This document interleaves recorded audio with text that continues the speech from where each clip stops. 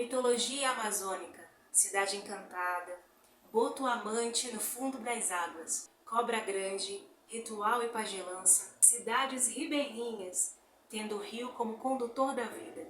Hoje eu vou te levar para conhecer os mistérios que encantam os desavisados, porque esse é um caminho sem volta. Dando início ao projeto Encantos Literários do Norte, Órfãos do Eldorado, do Milton Ratum.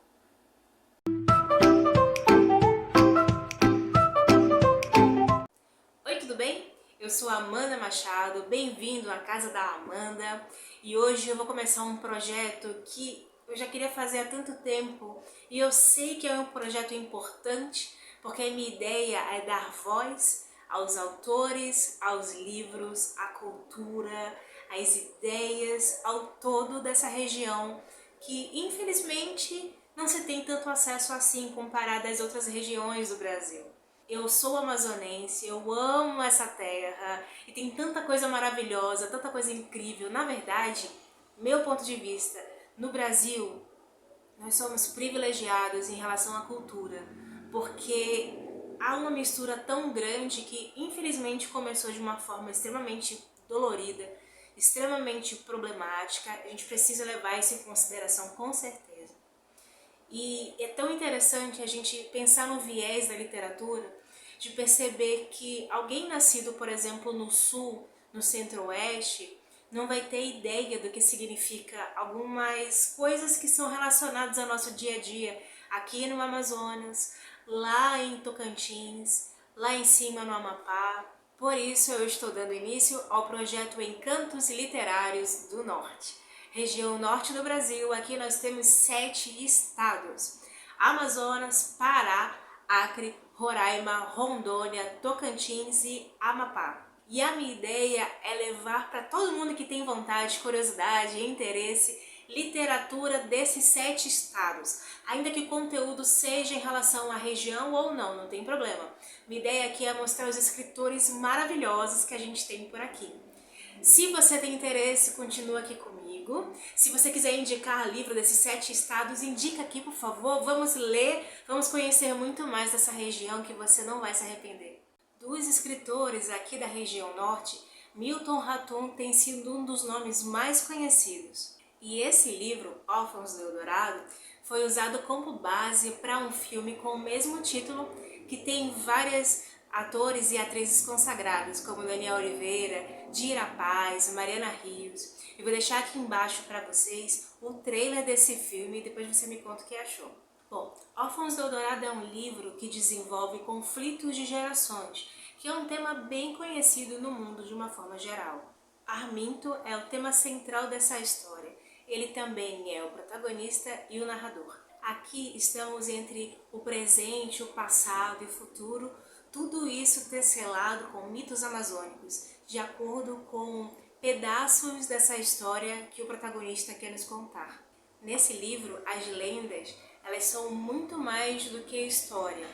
Na maior parte das vezes, é verdade, elas são praticamente maus presságios, que acabam desenvolvendo o destino dos personagens. A mãe do Arminto morreu no parto, e nesse momento também é rompido o laço entre pai e filho, porque pai culpa o filho por essa situação.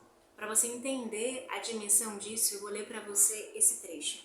Tua mãe te pariu e morreu. Isso marca o sentimento de culpa que o Arminto carregou por toda a vida. Por toda a vida, Amando Cordovil manteve-se frio e afastado do próprio filho. Em vários momentos, eles nem moravam na mesma casa. Órfãos do Eldorado se divide aqui na capital, Manaus, Amazonas, e também na cidade da Vila Bela, do interior daqui do estado. Essa narrativa acontece no final da cabanagem, ali na ascensão e no declínio do período da borracha. Amando Cordovil construiu um patrimônio a partir do transporte de madeira e de borracha entre o estado do Amazonas e o do Pará. Ele conseguiu comprar vários barcos pequenos, mas ele tinha um grande navio, um grande conhecido navio chamado de Eldorado, um navio cargueiro. Eldorado, aqui nesse momento a gente percebe o significado duplo que tem esse nome para esse livro. Porque Eldorado é a ideia simbólica, a ideia material do grande navio cargueiro que fez com que a Armando Cordovil, que a família Cordovil, tivesse ainda mais patrimônio, mais condições financeiras e fosse reconhecida por isso. E também a simbologia da lenda do Eldorado, da Terra Prometida, que está por vir, o que há de vir. E aí, quando esse grande cargueiro afunda, aqui a história vai mostrando o declínio da grande, conhecida e rica família Cordovil. Por outro lado, o Arminto, o filho, ele nunca foi muito ligado à empresa do pai. Apesar de toda essa situação entre pai e filho, era-se esperado pelo pai que o filho desse continuidade. Teve um período em que o filho foi encaminhado para a capital, para Manaus, para poder se desenvolver, para poder estudar, mas ele não levou esse período a sério. Boa parte disso era uma forma de vingança que o Arminto, o filho, tinha pela negligência do pai, pelo amor, pela ausência, pela frieza e por culpar a si pela morte da mãe. No máximo que Arminto pôde, ele se manteve afastado dos negócios, afastado da medida do possível do pai, mesmo com aquela sensação, aquele sentimento dúbio de amar ao pai, mas se sentir odiado e também por isso odiar o pai.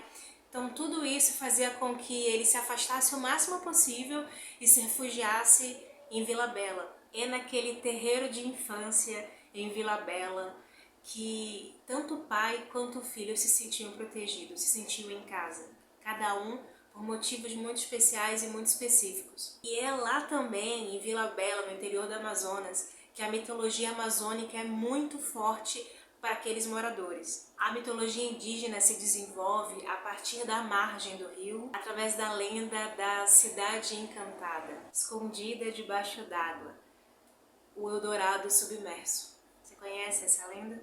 Dinaura é o nome do amor que marcou toda a vida do protagonista, do Arminto Cordovil. Dinaura é órfã de mãe e de pai e mora num convento comandado por uma freira espanhola.